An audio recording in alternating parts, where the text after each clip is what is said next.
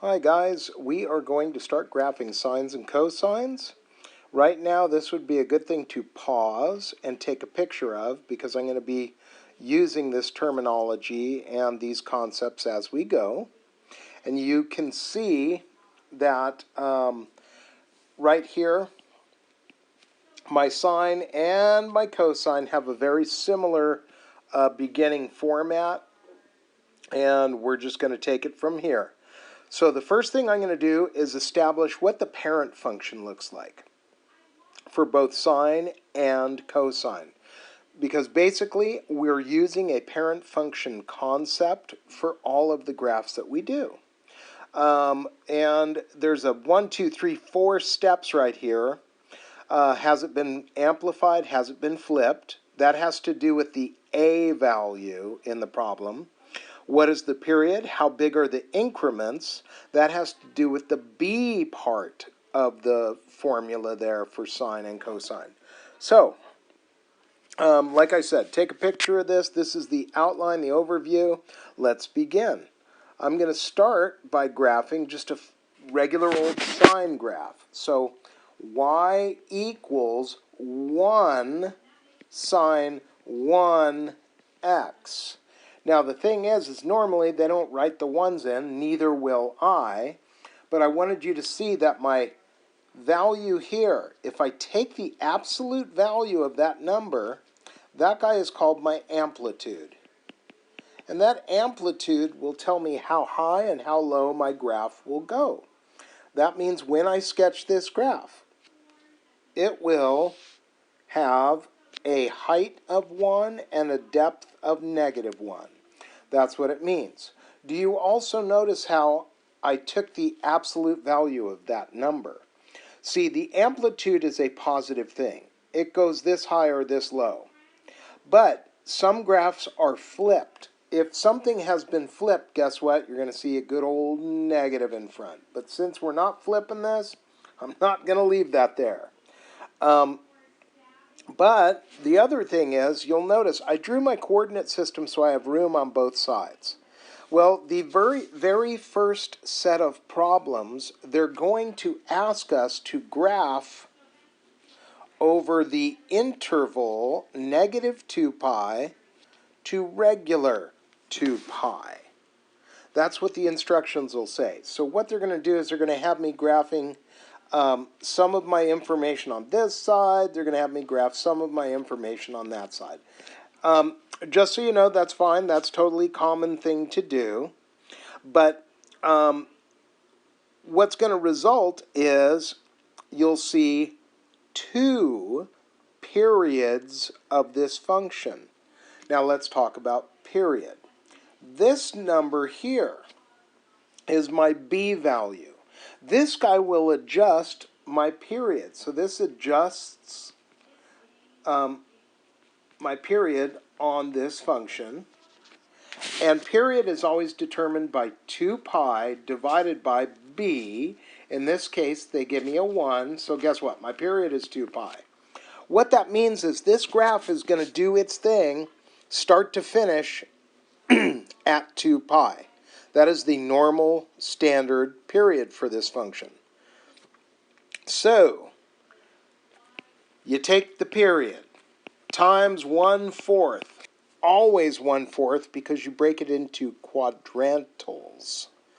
Well, technically we call them quartiles, but we're going to take this and multiply it by 1/4. I could then do a little cross canceling, and I get pi over 2. Now this is how big my counting pieces are, or we call them increments.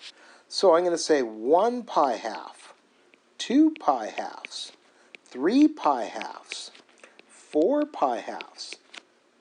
Now, before I do this any farther, we would never say 2 pi halves. We would reduce that, so I'm going to get rid of the 2's there.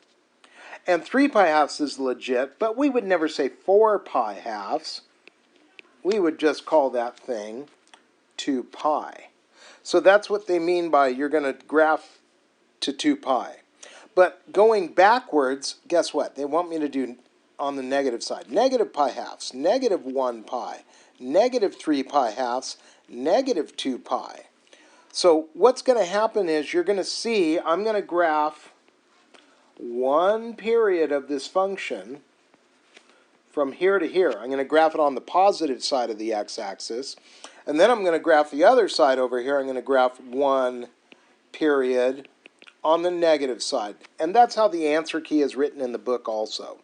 So grand total will have two periods. This from here to here would be two periods of this function. And one's going to be positive, one's going to be negative. But that's what they mean by this interval from negative 2 pi to 2 pi. Well, what does this graph look like? Well, here's what it looks like. It always starts at the middle. If you wanted to, you could punch these numbers in on the calculator. You could see that the sign of 0 is 0. And since it's in radian, every graph is done in radian. They're going to have this thing say sine of pi over 2. Guess what? You punch that in on a calc, you'll get the number 1.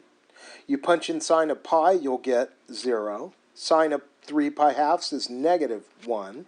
Sine of 2 pi is 0. So what happens is this sine curve looks like this. Now it's supposed to be symmetric. That's kind of crap. I'm going to try that one more time, see if I can draw it just a little bit better.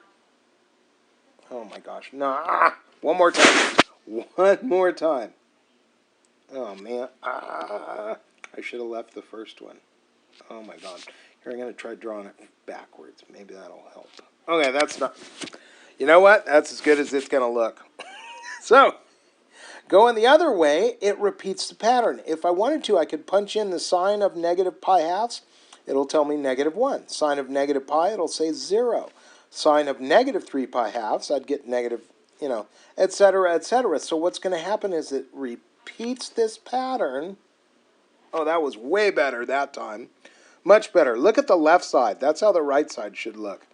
Very smooth. The curve should be very smooth and pretty, unlike the right-hand side of my graph. But this guy right here, this is what the parent function of sine looks like. This is y equals sine x. That's what we write it out as. You'll notice I left the 1's out because we normally don't write the 1's. So what are they going to do? Well, they're going to show me the parent function for sine, and then here, the parent function for cosine. That's the next one. So once again, I'm going to say y equals 1 cosine 1x. Remember, this guy's job is the amplifier, the amplitude. It's going to go as high as 1, as low as negative 1. This guy's job is to adjust my period. But if that number is a 1, that means when I go to find the period, it's going to be 2 pi divided by that number. It's always going to be 2 pi. If that's a 1 right there, my period will not change. So you'll notice when you graph all the first set of problems, they don't mess with the period at all. They mess with the amplitude. They do. But they do not mess with the period at all. Which means every graph I draw is going to do the same type of thing. And you check the answers on the homework. They're going to start at 0, of course. This guy's got an amplitude of 1, and it goes down as low as negative 1.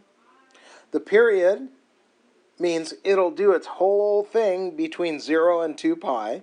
But how big are my counting pieces? Well, for all the first problems, I'm going to do the same thing. I'm going to end up with pi over 2 increments. So I'm going to say, oh, it's going to be a pi over 2. Whoop, oh my god, that's a 2. That looks like a z. Oh my god, pi over 2, pi, 3 pi halves, 2 pi. That would be one entire period of this function. So you know what? Let me just sketch this out. If you were to take your calculator right now, and remember it's in radian mode, I would say, what is the cosine of 0 radians? It would say 1. If I punched in the cosine of pi over 2, it would say 0.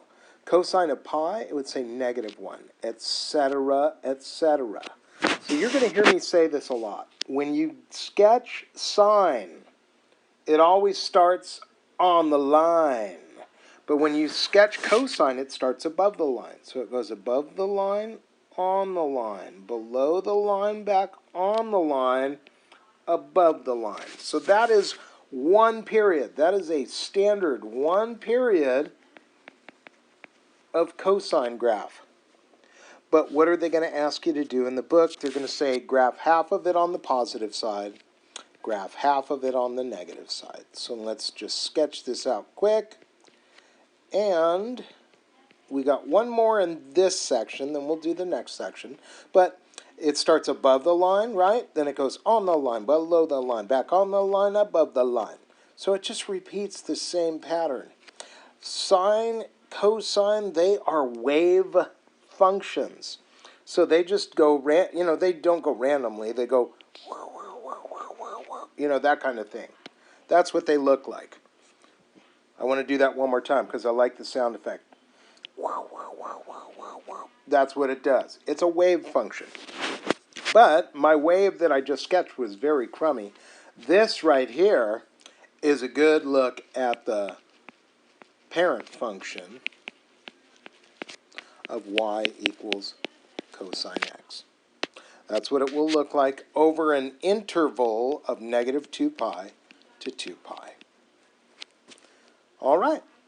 So that's one period. Hang on, let me label this. That's one period. One of those was on the positive side, one's on the negative side. So in the very first section of problems, all they want you to mess with is amplitude and flippage. So I'm going to do this one for you, right? I'm going to say, let's take a look at this guy. And once again, what do? I take the absolute value of this number. So we say, what is the absolute value of negative 3? It's regular 3. So in the book, it'll say, what is the amplitude for each? Well, the amplitude is never negative. So we would never say the amplitude is negative 3. No. We would say the amplitude is 3. This graph just happens to be flipped. Okay? And since this number right here, I'm going to grab a different color. Since this number right here is a 1, that means my period is going to be 2 pi for a period because it's 2 pi divided by 1. Whoop. Here, I'll make it work. Period. And since my period's 2 pi, I'm just going to say, if I were to multiply that by 1/4, my increments, my counting pieces, are 2 pi units. Or, pi over 2 units. So, how does this graph differ from the two that I just drew? Come on, straighten out. Really? You're not... Straighten out. There we go. Here's how it's going to be different when I check the answer in the answer key. This one's going to go 1, 2, 3 units high, 1, 2, 3 units low. That's going to be the big difference. They're still going to have me count by pi over 2. There's pi. There's 3 pi halves. There's 2 pi. 2 pi. And then over here, I'm going to go backwards. Negative pi deuce, negative pi, negative 3 pi deuce, negative 2 pi deuce. No, sorry. I'll stop saying that. Negative 2 pi.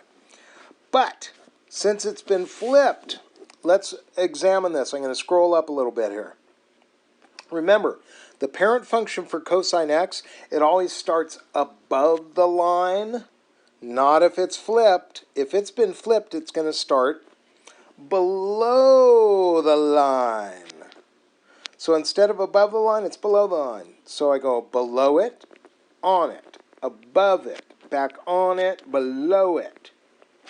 So when I connect these dots, what's happened is this cosine graph has kind of been stretched out. It's been stretched out. Look at the notes that I gave you guys at the beginning. So that guy has been stretched out a little bit. And then if I go in this direction, keep the pattern. On the line, above the line, back on the line, below the line. And we just keep this flow as we graph this function. And there you go. That is 2 periods total. 1 period is on this side. 1 period is on this side. That's how the answer key is written in our book. And that is over the interval negative 2 pi to 2 pi. So I'm going to come back to this, but I'm just going to show you real quick. There's 2 sections in the book we're looking at, so I'm going to scroll up real fast. In the book, this is the section I just did, right here. Okay, this section is the section I just did. And this is section 4.1 in our book. This is section 4.1. Now, here's the deal. I do not want to get into this today, so I'm not going to have you do that. And then if you look, I was so kind, I already did number 20. That was the example I just did. So you guys are going to do 13 to 19 there. All right? And look, graph each function over the interval negative 2 pi to 2 pi. Give the amplitude. So what does that look like? Well, look. Here's the answer key for those. There's only one thing that they did that annoys me on this, is since the period is always the same for these first couple problems, they didn't mark every quartile. They didn't, but they should. They really should mark every quartile. If you guys do the homework and do not mark every quartile, I will take points from you. So please do that. Also, here's the amplitude. Like I said, the amplitude for the problem, they're always going to write it in as a positive number because amplitude is always positive, even though a graph could be flipped, right? So here's the answer key for 13 to 20, but you don't have to do number 20. I already did it as an example. And then, here we go. We're going to start looking at what happens when you do affect the period. See, these ones here, this is the second part of your stuff. This is still section 4.1 in our trig book. But here, look, all of these now, those aren't ones. Those are different. So our period is going to change. Period adjustment is not a big deal, but they also say graph it over 2 periods. So let me show you a couple of these, and then you're good to go. You should be fine to get this lesson just knocked out, because I don't think you're going to have a big bunch of trouble. But I will warn you about this. When you see a fraction, most people panic when they see a fraction. Fractions are actually easier than whole numbers. I'm not kidding. I'll do the first one I'm going to do is going to be a fraction-y type problem.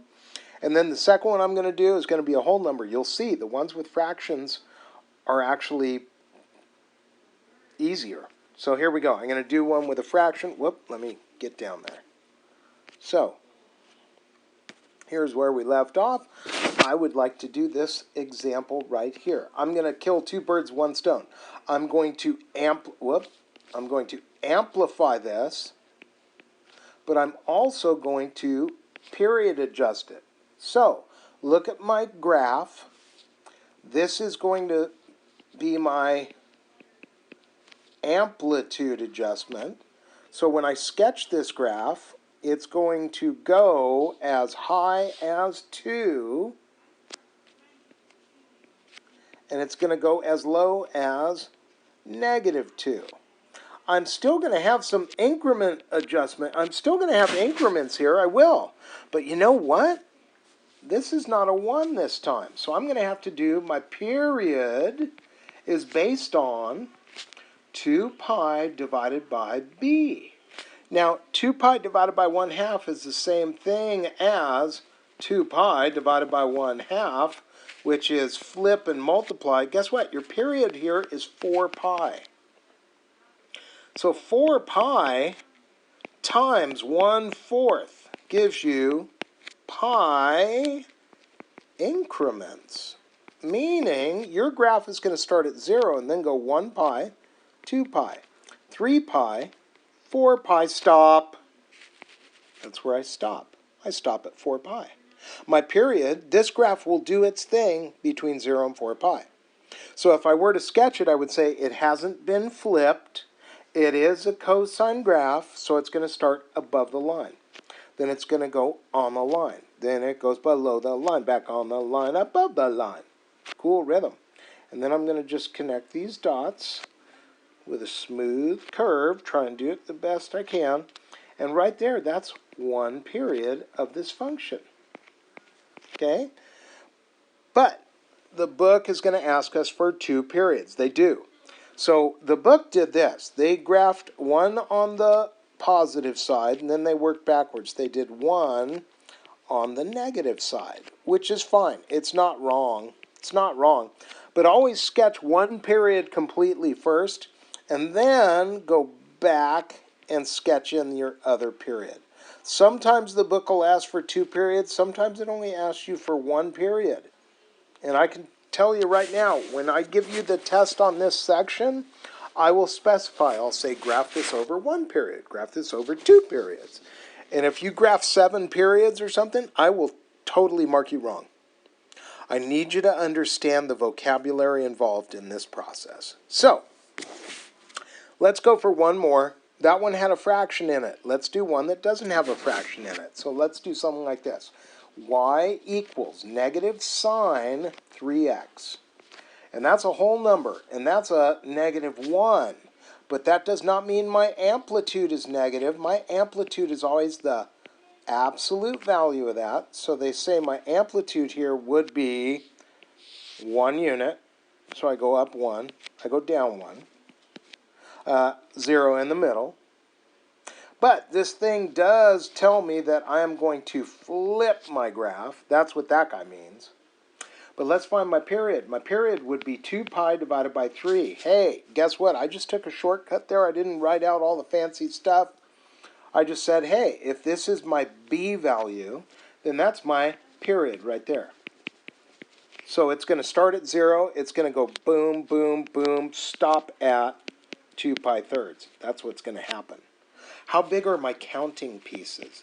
My counting pieces are always found by doing whatever the period is times 1/4, and then I can go like that, I cross cancel. So it's going to be pi sixths are my increments. So I'm going to count by pi sixths here. I'm going to start on the line because it's sine, but normally sine goes up and goes like, up, whoop, I'm going to get rid of that. But this has been flipped, so it's going to go down. Then it's going to go up, or on the line. Then it's going to go up, and then it's going to go on the line. So when I sketch this graph, it goes like this. That's what it looks like. But don't make a rookie move. Tell me what these increments are. Oh, yeah. That's pi over 6. Now, I could call this 2 pi sixths. I could call this 3 pi sixths. I could call this 4 pi sixths because I'm counting by 6. Those are my increments. But we never do that because we reduce our fractions. We're polite. So instead of 2 pi 6, guess what? I would have called that pi over 3. That's what I would have called that. Instead of 3 pi sixths, I would have called that pi over 2. And you can see that 4 pi 6 reduces to 2 pi thirds. So don't forget to reduce things. Now that I have one entire period graphed, one period is already done, it makes it easy. Just work backwards. I'm going to go negative pi sixths, negative pi thirds, negative pi halves, negative 2 pi thirds. And follow the pattern. I stopped on the line, so I'm going to go above the line, back on the line, below the line, then on the line. And I just keep the pattern going because it is a wave function. And there you go. There's one more period of this function. One more period of this function. 2 periods total. All right, guys. You got the idea, I'm hoping. And if not, remember, ask me questions in the Zoom room. But here's the second part. Here's the second part of things. There's the answer key for it. So the second part of stuff, this is section 4.1 in the trig book, 23 to 31. Sketch these graphs for me. They all have period adjustments. Do them over 2 periods. Remember, that's the answer key for the first part. Here's the answer key for the second part. I wanted to make sure you could read it, so I separated this thing. But you will notice here, like this guy, they didn't write in these missing pieces of the puzzle. When they sketch their graphs, they're sloppy. They give you this one right here. They said 3 pi halves. They gave me this one right here. They said 3 pi. But you know what? They did not write this one in, 3 pi fourths. They did not, which makes me upset. They did not write this one in, 9 pi fourths, which would be the name of this quartile. When you guys check your answers, I want you to know that the answer key in the book, they did not write in every single number. They should have listed every quartile. Just because they did it wrong doesn't mean you should do it wrong.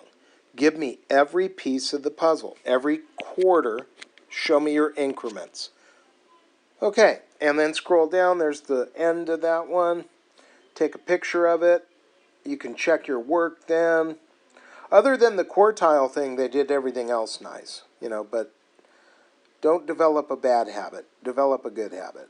All right, so guys, answer key, questions, there you go. Remember, that was the answer key from the other ones right there. And then there's all the practice we're going to do for this first section. All right, draw me some beautiful pictures. Get out that ruler. Okay, thank you. Bye-bye.